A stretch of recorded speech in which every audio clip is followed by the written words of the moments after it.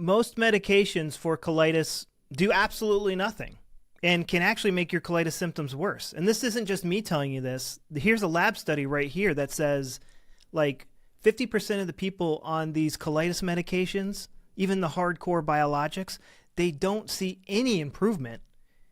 And only 20% of them will ever achieve colitis remission with these drugs. I took these drugs and they did nothing. They did nothing for my colitis. I took them for years.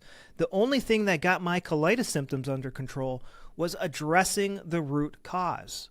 For a long time, I thought the root cause was diet, which is kind of funny because the colon doesn't digest food, so why would diet work at all? I discovered the work of Dr. Hammer in German New Medicine, and he said that colitis always starts after a traumatic event.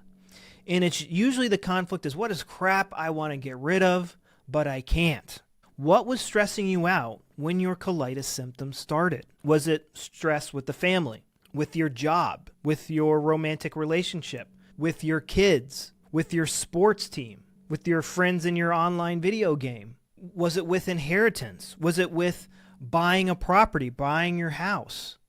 Was it something with your business? The first step to treating, look, colitis medications can, for a time, reduce your colitis symptoms.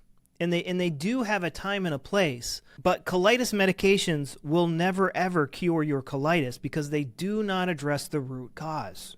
People who go on colitis medications and they get better, they just were lucky because they just naturally resolved the conflict that started their colitis. But for most people who have colitis and it stays on, even while taking the most expensive and dangerous drugs out there, is because the conflict in the background is still off and on, putting their colon in and out of overdrive. And a lot of the times the colitis symptoms are making the conflict worse because they're so sick they can't address the conflict and the conflict just grows.